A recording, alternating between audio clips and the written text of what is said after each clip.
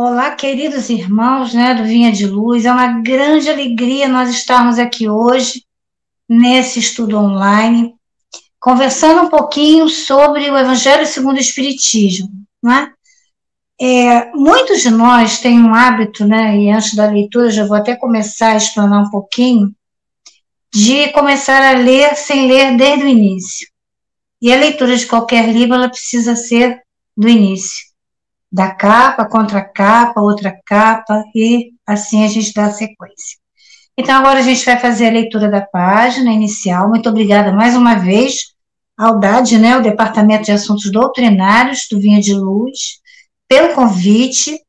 E nós vamos ler, então, do Caminho, Verdade e Vida, de Francisco Cândido Xavier, pelo Espírito de Emmanuel. A lição é 88, Velar com Jesus. E voltando-se para os seus discípulos, achou-os adormecidos e disse a Pedro: Então, nem uma hora pudestes velar comigo? Encontramos essa passagem no Evangelho segundo Mateus, no capítulo 26, no versículo 40. Jesus veio à Terra acordar os homens para a vida maior. É interessante lembrar, todavia, que, em sentido à necessidade de alguém para acompanhá-lo no supremo testemunho, não convidou seguidores tímidos ou beneficiados da véspera, e sim os discípulos conscientes das próprias obrigações. Entretanto, esses mesmos dormiam, intensificando a solidão do divino enviado. É indispensável rememoremos o texto evangélico para considerar que o Mestre continua em esforço incessante e prossegue convocando cooperadores devotados à colaboração necessária.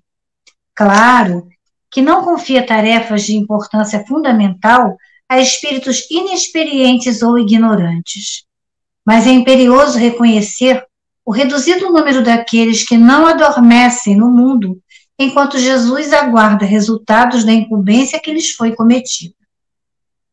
Olvidando o mandato, quer dizer, esquecendo o mandato de que são portadores, inquietam-se pela execução dos próprios desejos, a observarem em grande conta os dias rápidos que o corpo físico lhes oferece. Esquecem-se de que a vida é a eternidade e que a existência terrestre não passa simbolicamente de uma hora. Em vista disso, ao despertarem na realidade espiritual, os obreiros distraídos choram sob o látego da consciência e anseiam pelo reencontro da paz do Senhor. Mas ecoam-lhe ao ouvido as palavras endereçadas a Pedro. Então, nem por uma hora pudestes velar comigo? E, em verdade, se ainda não podemos permanecer com Cristo ao menos uma hora, como pretendemos a divina união para a eternidade? Uma leitura bem forte essa, né? Nos chama muita atenção, porque cada um de nós temos um compromisso com a vida, com a doutrina espírita, com Cristo. E como nós vamos ver hoje no início, né, do Evangelho, os nossos compromissos são inúmeros com o Senhor. Então, meus irmãos, fechemos os nossos olhos nesse instante e levemos o pensamento àquele que é o caminho, a verdade e a vida, que é a luz de nossas almas, que é o nosso modelo, o nosso guia, que é aquele que veio nos trazer de uma maneira amorosa e muito significativa, com exemplos vivos, firmes, como viver na Terra, passando por ela, como disse ali no texto, né? Não absorvendo tudo que a Terra nos traz, não fazendo tudo que o mundo quer que nós façamos, mas que nós possamos estar no mundo, viver no mundo, mas lembrarmos que somos espíritos imortais e que a vida, gente, é uma hora. O que é uma hora em torno de uma eternidade inteira? Estamos aqui em busca do nosso progresso, do nosso crescimento espiritual, e isso exige de nós observância, exige atenção, exige olhar atento, exige que nós estejamos atentos a quem estamos servindo. Estamos com Deus ou não estamos longe dele? Que Jesus abençoe a todos nós nesse ano de 2023, né? Que louvado seja nosso Senhor Jesus Cristo. Nesse início de ano, que todos nós possamos ter um ano repleto de luz, de saúde, de felicidade, mas principalmente de trabalho no bem, para que possamos executar as tarefas que nos foram confiadas por Jesus. Fica conosco, Senhor.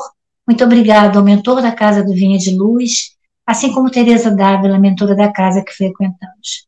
Fica conosco hoje e sempre, graças a Deus. Bem, meus irmãos, então vamos lá. 3 capas diferentes de um mesmo livro, ó. Eu tenho esse aqui, o Evangelho segundo o Espiritismo. Eu tenho este aqui, o Evangelho segundo o Espiritismo. E agora, estou com esse aqui também, tá vendo? Esse aqui é um livro mais, é uma nova edição. Tem uma leitura grande, né? Umas letras maiores. Então, hoje nós vamos estar estudando esse livro, que começa aqui, gente, na capa, ó. Nós observamos a capa.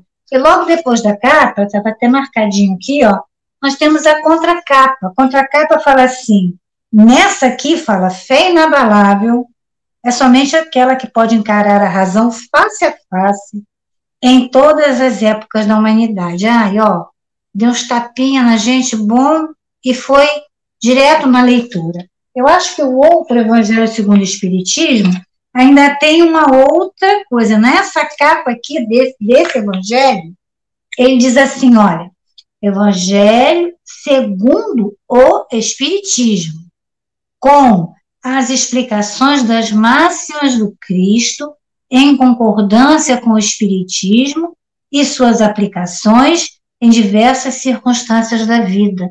Então, não é por ler o Evangelho, não é decorar as passagens bíblicas de um canto ao outro, entende? Mas é viver. Vamos viver esse Evangelho, colocar esse Evangelho na prática, no dia a dia. Aí aqui ele vem uma outra página, né, que traz algumas elucidações. Quem foi que traduziu esse aqui? Foi o Guilherme Ribeiro.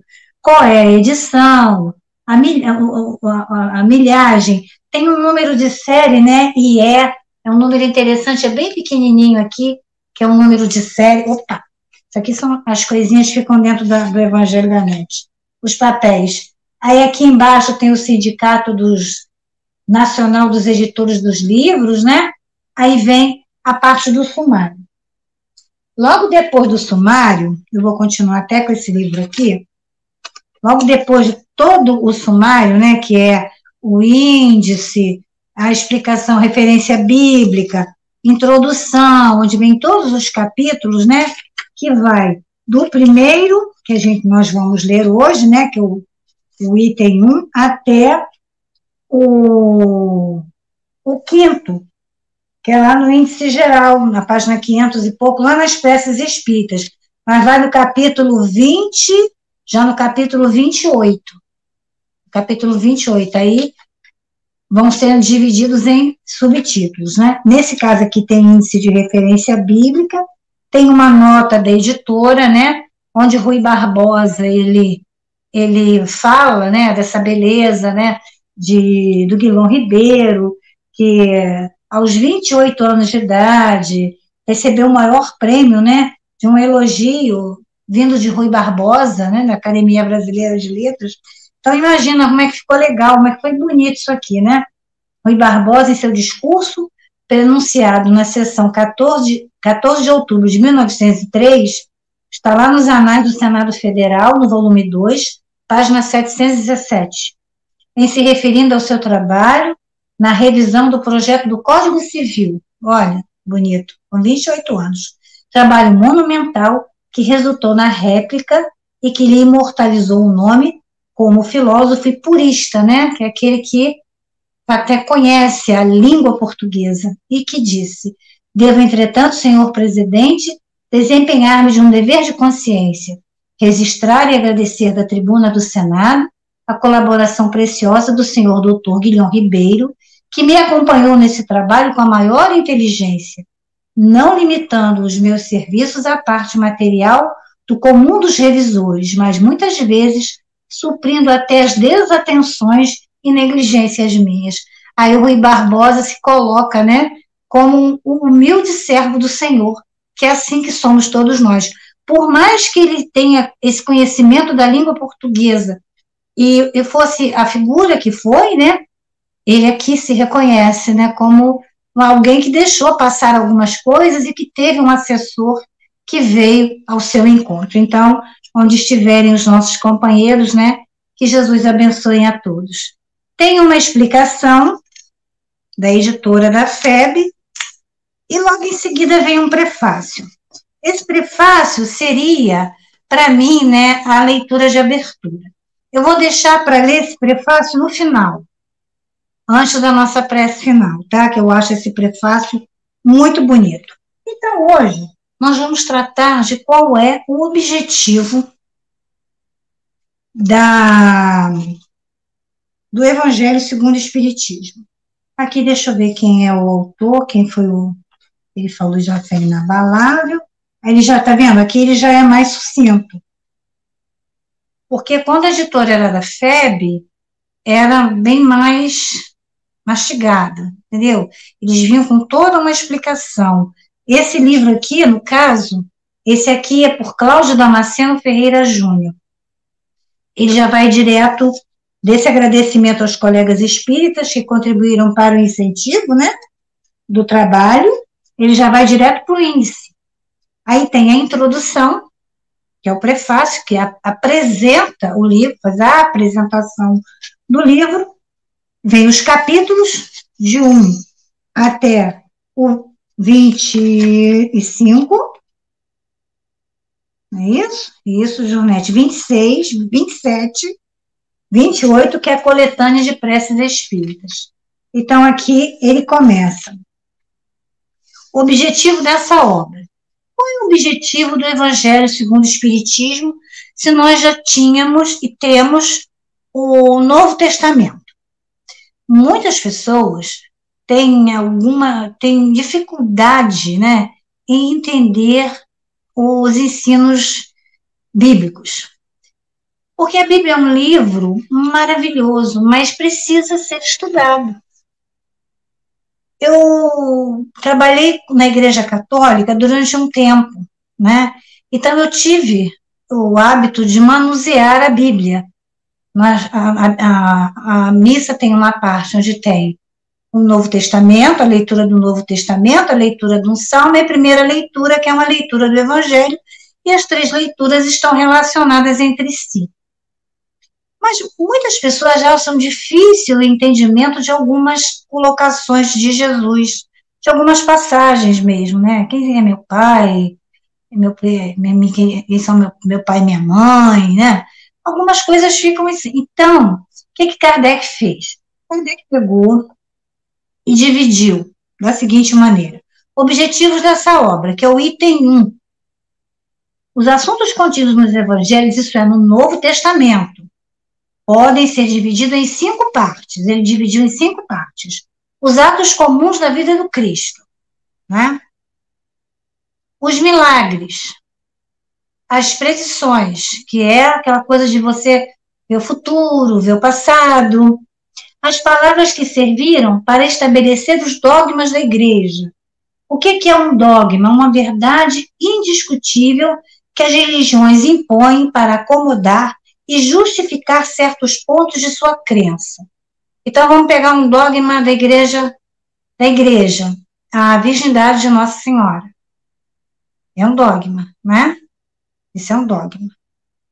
E foi tratado em concílios, em encontros, né? O primeiro concílio foi o de Jerusalém. Eu estou relendo Paulo Estevam e fiquei muito emocionada, né?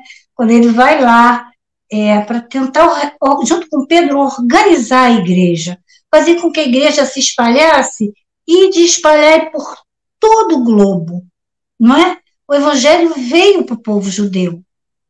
A Bíblia, os escritos vieram, né? Porque a gente não tinha nem livro. Eles lá ainda leem do pergaminho. Então, quando tem esse primeiro concílio, que eles vão determinar a questão da circuncisão, né? Que é quando o homem tira aquela pele do prepúcio e tal, para poder ter mais limpeza, mais asseio. Então, são coisas que acabaram virando dogmas da igreja, dogmas de fé. Eu vou continuar lendo aqui.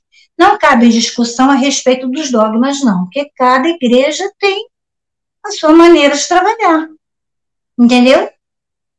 Então, a gente não vai mexer na religião dos outros. Se nós queremos, nós podemos conhecer. Aí é bom ler, não é bom julgar. Não é bom falar de religião A, B, C ou D, mas é bom estudar, para conhecer, para entender os trâmites, os dogmas de funcionamento daquela religião. Nunca para a gente desprezar ninguém. Aí ele continua. Não cabe discussão a respeito dos dogmas. Eles devem ser aceitos e seguidos. Por esse aspecto, a doutrina espírita não é dogmática, pois entende que a fé deve ser raciocinada e todos os fenômenos devem estar apoiados em leis naturais, sim, nas leis divinas. Não é? Jesus não veio derrogar nenhuma lei, mas dar-lhe cumprimento. Então, Jesus, nascido de Maria, precisou de José. Tá? O natural é homem e mulher para formarem uma família. Sabemos que hoje existem famílias formadas diferentes, de 2 mulheres, de 2 homens, né? Mas, para gerar o filho, é preciso um homem e uma mulher. Um esperma e um óvulo. Tá? E a gente não discute religião de ninguém.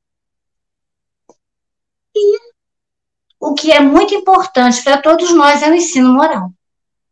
Então, Kardec dividiu nessa sequência, e eu achei muito legal. Se as 4 primeiras partes têm sido objeto de discussões, então a gente está sempre discutindo alguma coisa, né? O ensinamento moral permanece inatacável. O aborto é contra a lei divina. Matar é contra a lei de Deus. É só pegar o livro dos Espíritos, não precisa ir muito longe. Pegue o livro dos Espíritos e vamos lá ver o que os Espíritos orientam. No caso da mãe estar, né, em perigo de vida, ela pode até praticar o aborto para salvar a vida, porque ela pode ter outros filhos, mas se ela quiser ter aquele filho, ela vai ter aquele filho, não tem ninguém que tire da cabeça dela que ela vai ter. Aí vai dar da mãe, da própria mãe. E aqui ele continua. Diante dele, até mesmo os incrédulos se curvam, que é da lei moral. Ele é o terreno onde todas as religiões podem se encontrar, e a bandeira sobre a qual todos podem se abrigar, que é o Evangelho, sejam quais forem as suas crenças. Todos acreditam num Deus único, né? Todos nós acreditamos em Jesus. Todos nós acreditamos em Deus. Povos existem que já veem Jesus não como filho de Deus, mas como um profeta. O ensino moral nunca foi motivo de disputa religiosa, como acontece com a questão do dogma, como nós vimos, né? Que são preceitos da igreja, cada um tem a sua, então nós não mexemos com essa parte. Se o ensinamento moral fosse discutido, prestem atenção nisso, as seitas teriam encontrado nele a sua própria condenação, pois que a grande maioria está ligada mais à parte mística que à parte moral, que exige de cada um uma reforma de si mesmo. Então a gente fica mais ligado à parte mística, né? A transcendência, mas não aquilo que realmente importa, que é a transformação de nós mesmos. Porque quando eu me transformo, quando eu procuro me educar, eu vou entender o que Deus deseja de mim, o que eu tenho que fazer em relação ao meu próximo.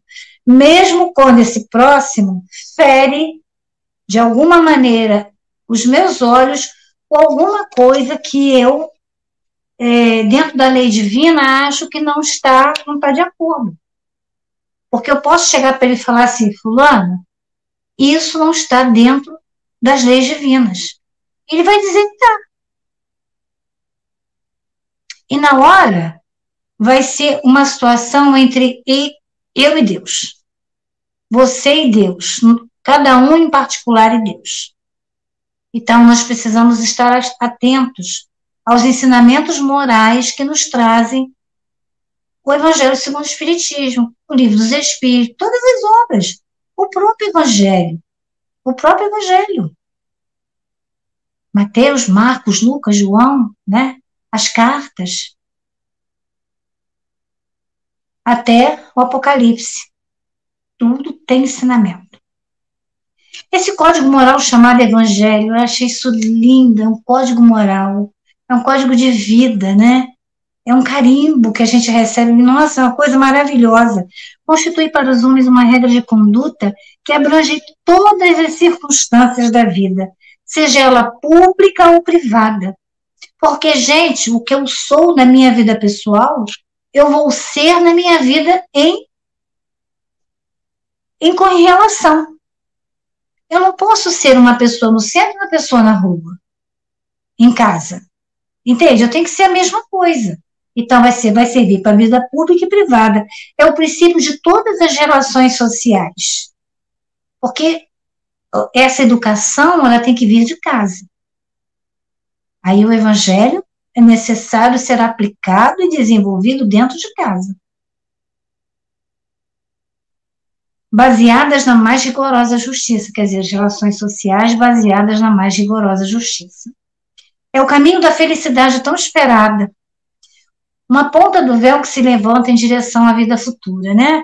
Que é quando a gente começa a descobrir que a gente não nasce no berço e não morre no túmulo. Que não existe morte, né? Que quem acredita na morte acredita no nada. Acabou.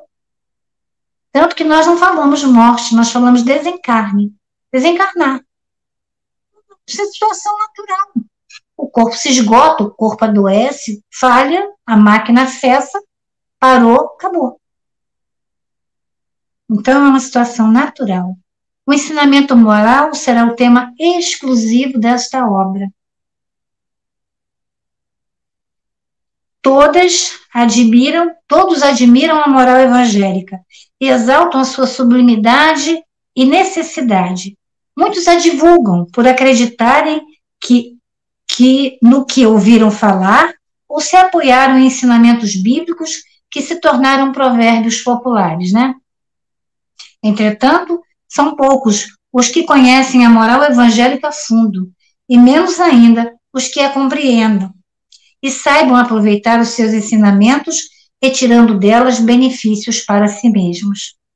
Porque se eu sei que se eu matar uma pessoa, eu estou manchando as minhas mãos, né? Se eu machucar alguém, se eu violento uma criança, se eu espanco um idoso, se eu estou fazendo uma coisa que não está de acordo com as leis divinas, eu tenho que despertar para isso.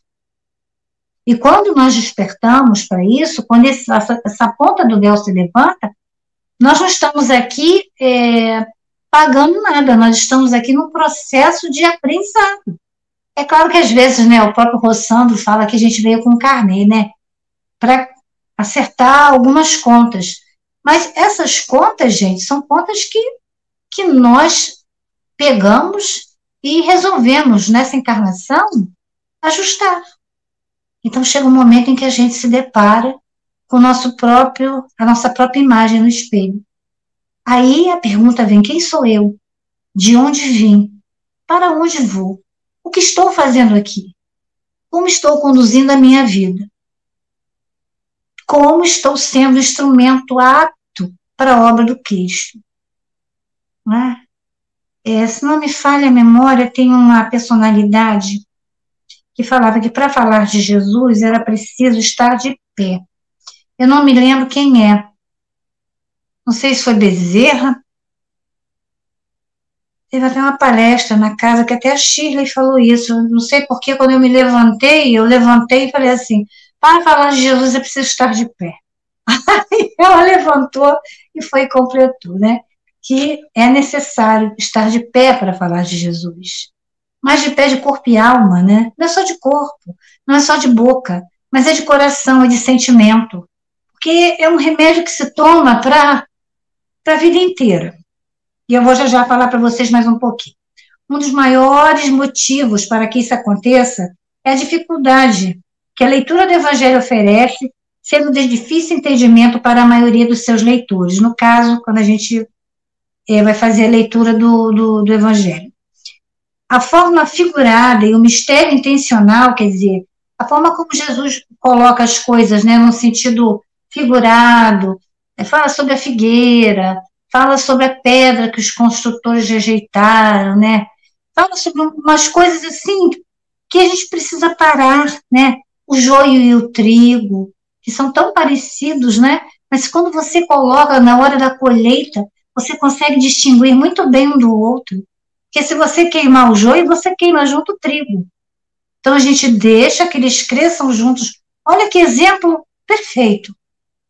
E na hora da colheita, aí se separa. O joio vai para um lado para ser queimado e o trigo vai para o outro para ser trabalhado, para virar pão. Aí aqui continua.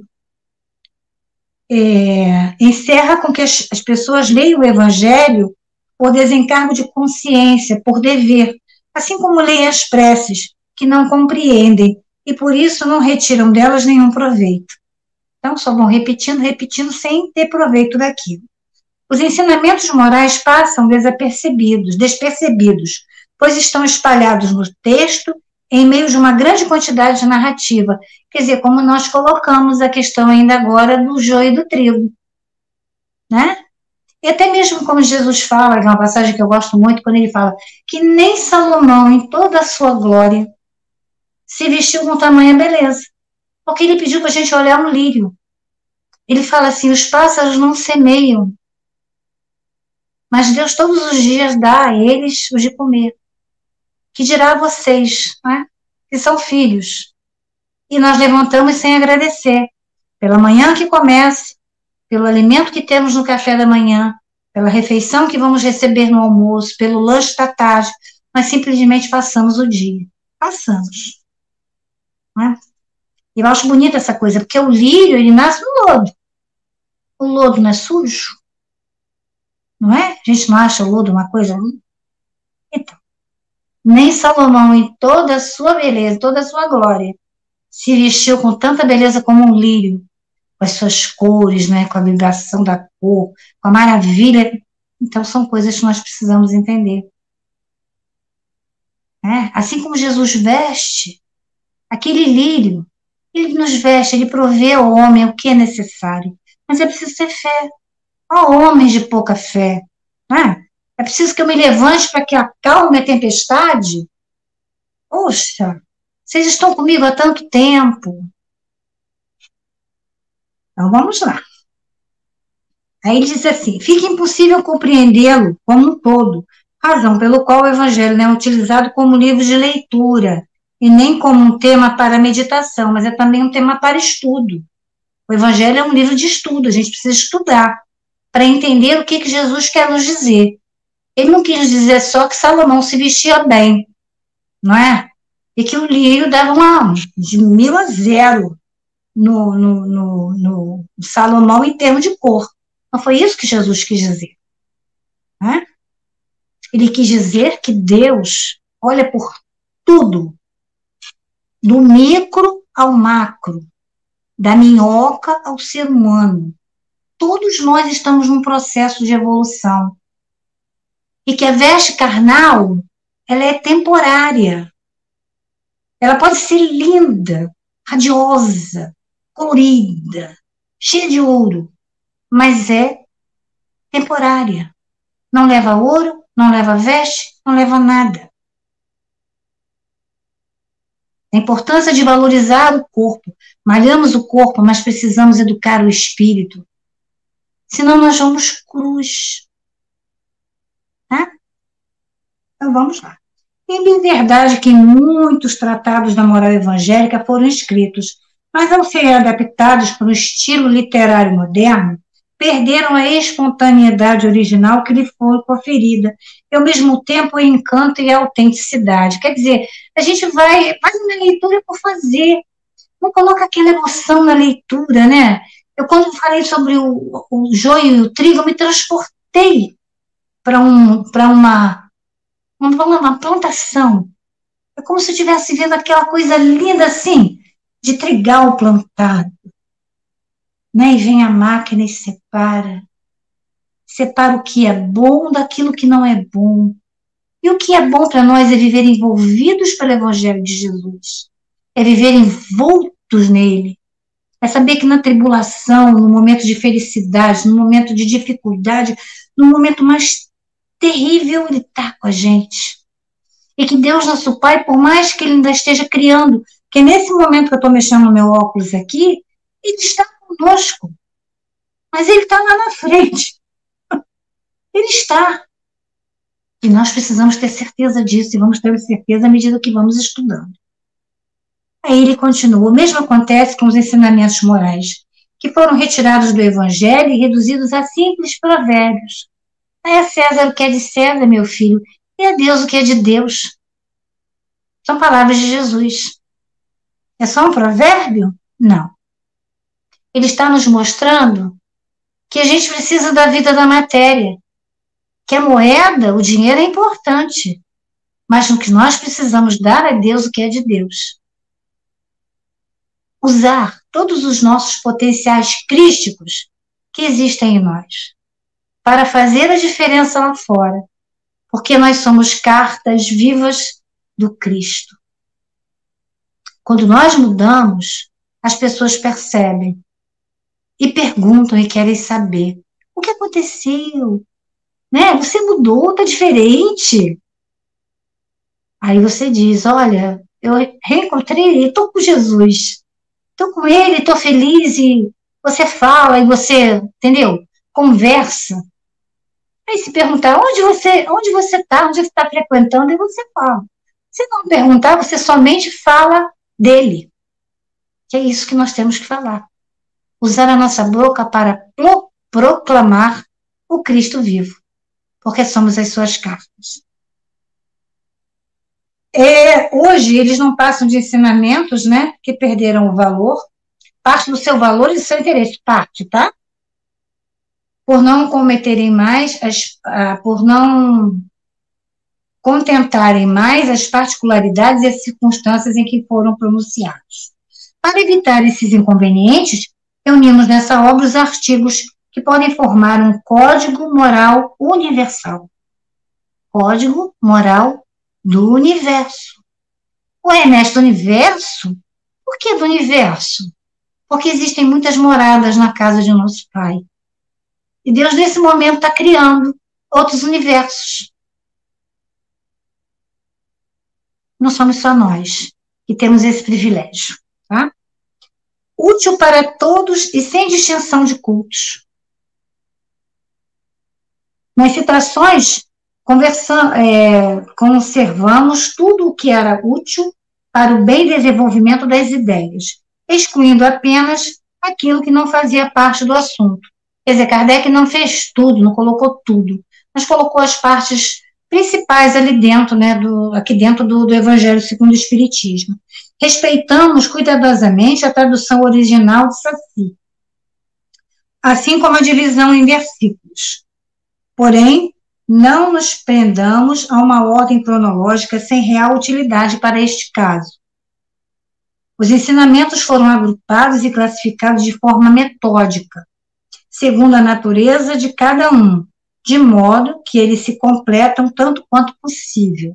Quer dizer, Kardec não trabalhou só o Evangelho segundo Marcos, Mateus, Lucas e João, não. O que era comum, ele agrupou, aí colocou para a gente assim, encontramos lá, Evangelho segundo Marcos, capítulo tal, versículo tal. Evangelho segundo Lucas, capítulo tal, versículo tal. Às vezes está em todos. Às vezes está em um só, às vezes está em 3, em 2. Entendeu? Então ele foi agrupando assim. Muito interessante.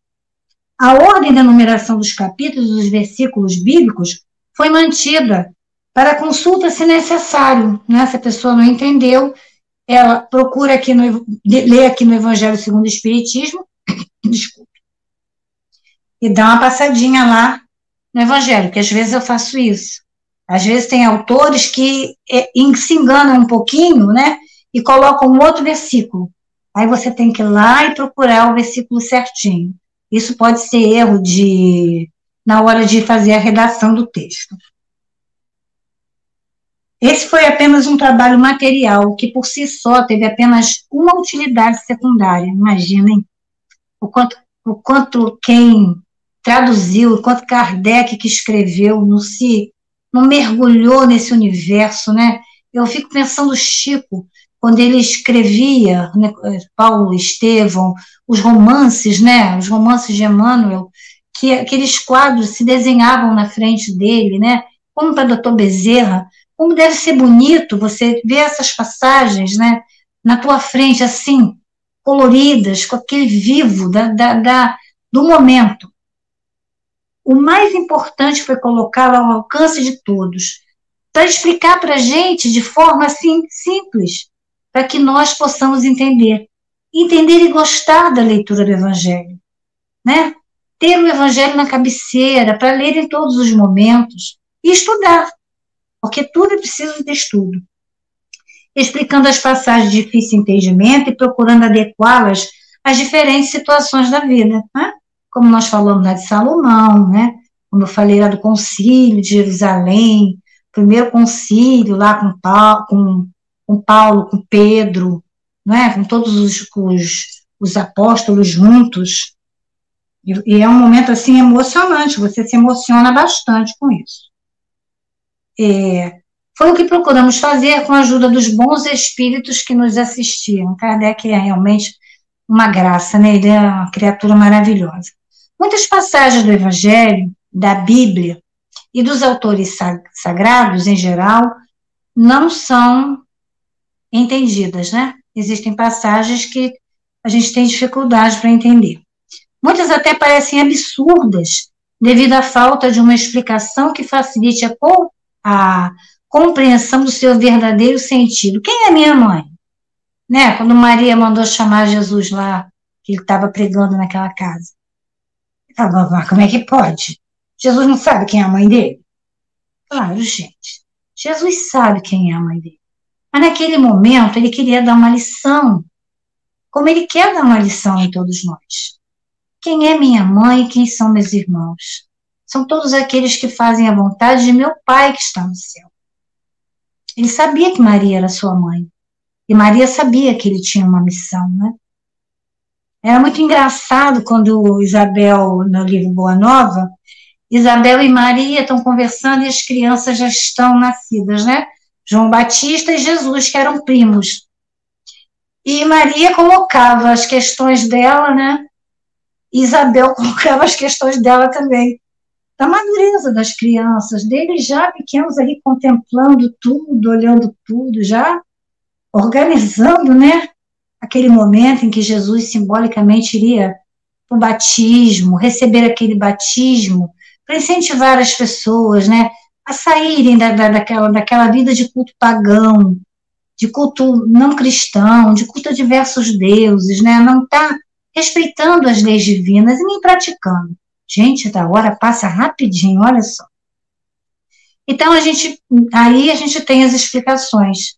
Porque logo no final, né, de cada passagem dessa, do Evangelho, segundo o Espiritismo, vem uma explicação dos Espíritos. Isso facilita bastante. O Espiritismo é encontrado por toda parte, na Antiguidade, em todas as épocas da humanidade. Eram as pitonisas, né, aquelas que tinham as visões, que falavam.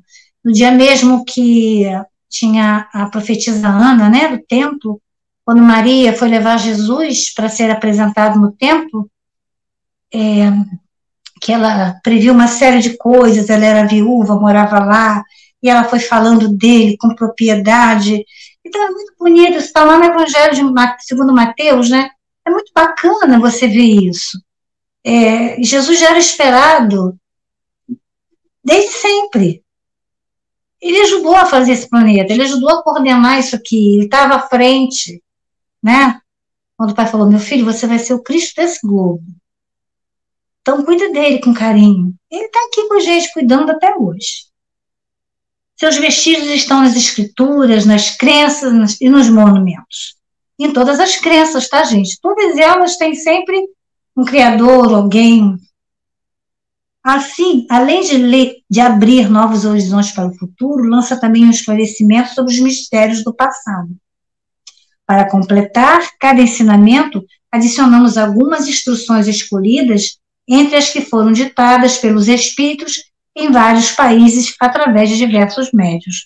Diversos médiuns trabalharam com Kardec para poder fazer essa tarefa tão bonita, né, da divulgação doutrinária do Evangelho. É um trabalho excepcional, sabe? Pensar que em 1861, sem luz elétrica, sem a facilidade que nós temos, né?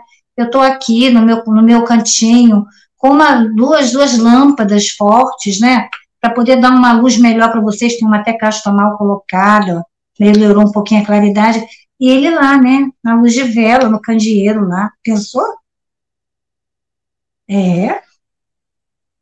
Se as instruções tivessem saído de uma única fonte, quer dizer, de um único médium, né, poderiam ter sofrido a influência pessoal do médium que as recebeu, ou do meio onde ele se encontrava. O fato de as instruções terem chegado em diversos lugares comprova que os espíritos dão seus ensinamentos por toda parte. O espírito sopra onde quer, mais sutil que o ar, não é isso? É linda essa música. E é assim. E que ninguém goza de qualquer privilégio, ninguém goza de privilégio nenhum. E quem é médium tem muita coisa para resolver consigo mesmo e com Deus. Essa obra é para uso de todos. Nela, qualquer um pode encontrar os meios de adequar sua conduta moral ensinada por Cristo. Os espíritas, de um modo especial, encontrarão no Evangelho um meio seguro de como aplicar a doutrina espírita na prática, né? De hoje em diante, a lei evangélica ensinada pelos espíritos de todas as nações não será mais algo sem valor, pois os espíritos estarão sempre em contato com os homens, através das constantes comunicações que se estabelecerão entre eles. Todos irão compreendê-la e serão incessantemente solicitados à prática, aconselhados por seus guias espirituais. As instruções, isso aqui eu vou ler daqui a pouco. Então, meus irmãos, agora tem as explicações de Allan Kardec, né? Poderíamos fornecer sobre cada um dos assuntos um número muito maior de comunicações obtidas em outras cidades e centros espíritas, além das que foram utilizadas. Entretanto, preferimos evitar a monotonia de repetições inúteis, né? Não ficar.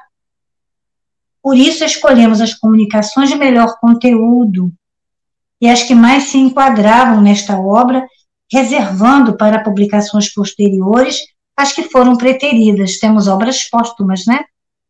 Que foi a Amélie Boudet que colocou depois. E lembrando mais uma coisa, Livro dos Espíritos, Livro dos Médiuns, Evangelho, o Céu e o Inferno, e a Gênese.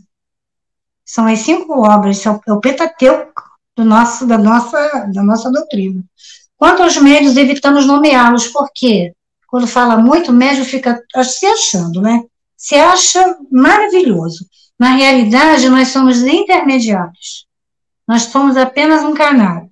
Apenas o espírito é o responsável, usa da nossa mão, da nossa fala, do nosso ouvido, do nosso olhar para fazer a comunicação. Certo? Então, vamos prestar atenção. Nós só somos intermediários. Além do mais, seus nomes não teriam acrescentado em nada, nenhum valor à obra dos espíritos. A citação de seu nome serviria apenas para a satisfação do amor próprio. A gente lembra lá no filme de Allan Kardec, né? Que aquela moça lá queria o nome dela. Por que meu nome não está aqui? Kardec apanhou bastante, né? Também foi traído por aqueles que o seguiam, né? No qual os médios verdadeiramente sérios não estão interessados. Eles compreendem que o seu papel foi puramente passivo. Puramente passivo. e que o valor das comunicações em nada aumentaria o mérito pessoal. Seria ingenuidade tirar vantagem de um trabalho de inteligência para o qual apenas presta um concurso mecânico, e como nós somos apenas intermediários.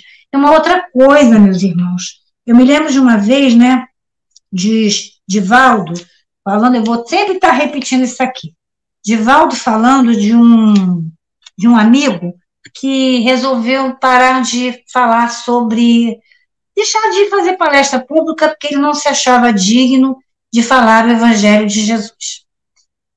Na realidade, quem é digno?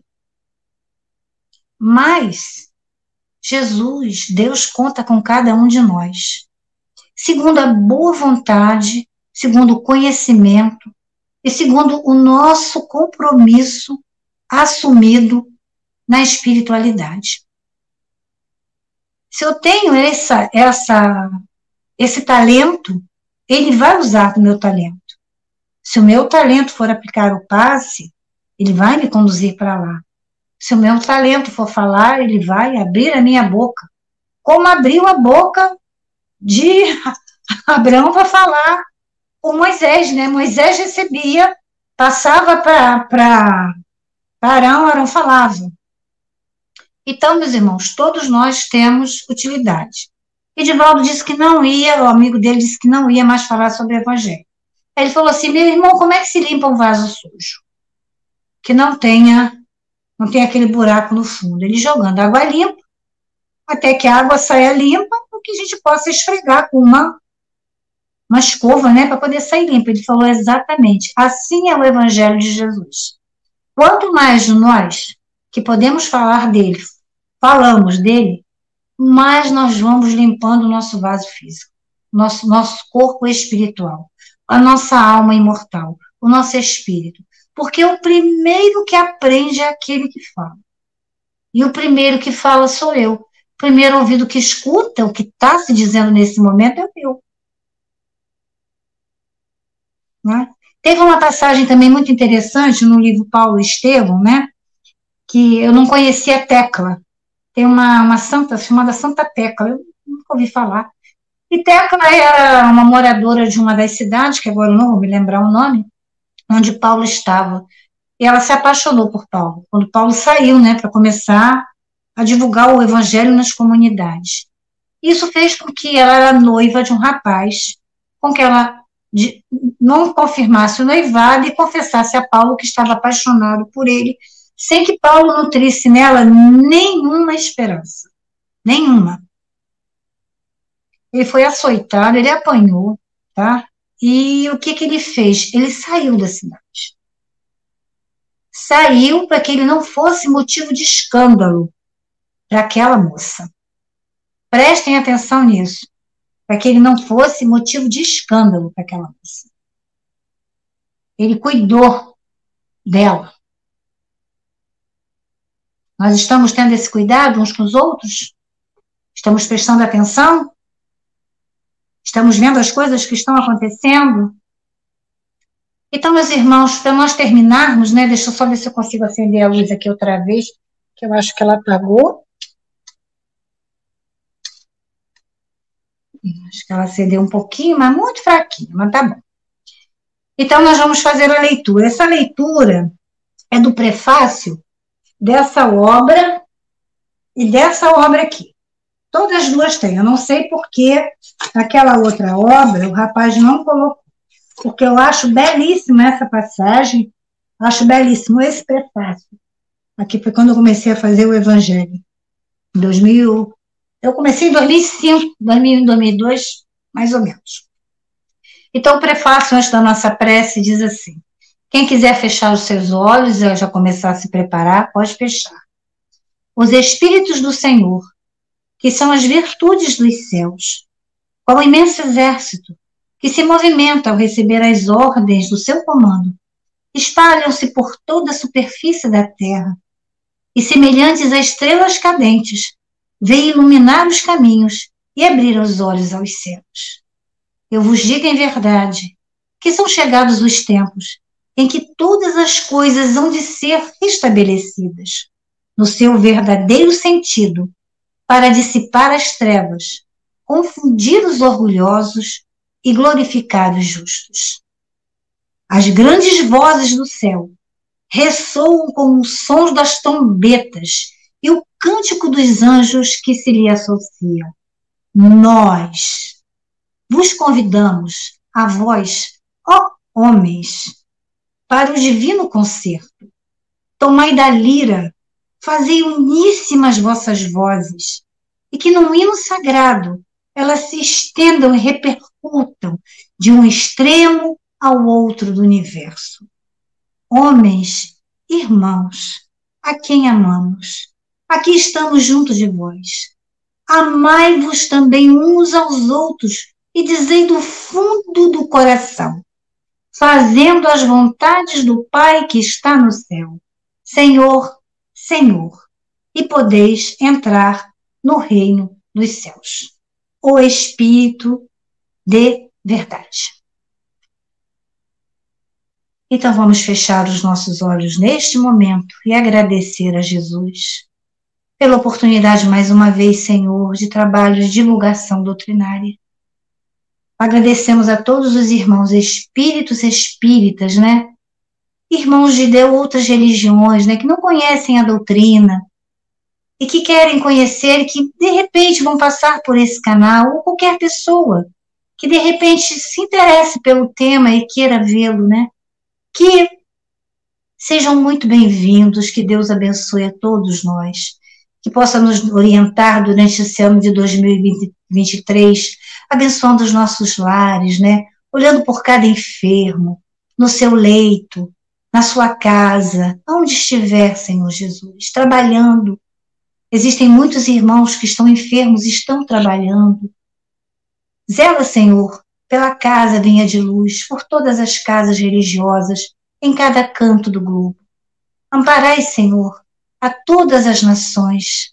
Como disse aqui no Evangelho, né, na leitura, código universal, código moral universal. Que todo o universo, Senhor Jesus, receba o nosso amor, o nosso abraço, o nosso carinho. E que cada um de nós, Senhor Jesus, possa se empenhar nesse ano em transformar a si mesmo, num ser melhor, numa criatura, Senhor, que deseja um dia, com a tua força, com a graça e a luz, ser luz. Porque nós somos, meus irmãos, luz. Nós só ainda não conseguimos ver a nossa luz, mas que ela está acesa em nós está. Então, meus irmãos, que louvado seja nosso Senhor Jesus Cristo pela oportunidade desse estudo. Muito obrigada, Senhor, pelo convite. Abençoe os nossos irmãos. Abençoe a casa de Teresa de Jesus. Abençoe a todos os trabalhadores, Senhor, que confiam e levam a tua bandeira junto ao coração, levando a esperança a todos os cantos. Onde há desânimo, nós estamos lá. Onde há tristeza, onde há dor, onde há treva, mas também onde há luz, alegria, porque nós somos, estamos contigo. Permanece conosco, Senhor, hoje, agora e sempre, graças a Deus. E assim, meus irmãos, nós encerramos o nosso estudo, faltando acho que 3 minutinhos, né? Muito obrigada pelo carinho de vocês. Não tenho como agradecer mais uma vez à equipe do DAD pelo presente, né? Mais um pacotinho mais um presentão que eu recebi. Agradeço muito a vocês por isso, porque cada estudo é um filho que a gente vai planejando, né? Vai cuidando, vai zelando, e é muito bom.